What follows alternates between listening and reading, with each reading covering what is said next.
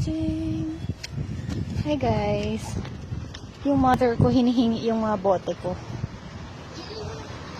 May ganap kasi sila sa barangay hall. So dalhin natin sa kanila. E6. May 12 din ako. Magkalapit lang kami ng mother ko ng bahay. Wala pang 1 minute siguro. Dito na nga tayo. Ayan, yan yung... Wow, ang ganda. Wait lang, bidyan ko nga ito.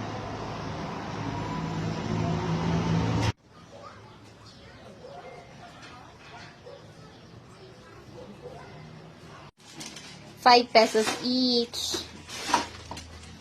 Para saan yan, ma? Magre-recycle kayo? Sa barangay nyo?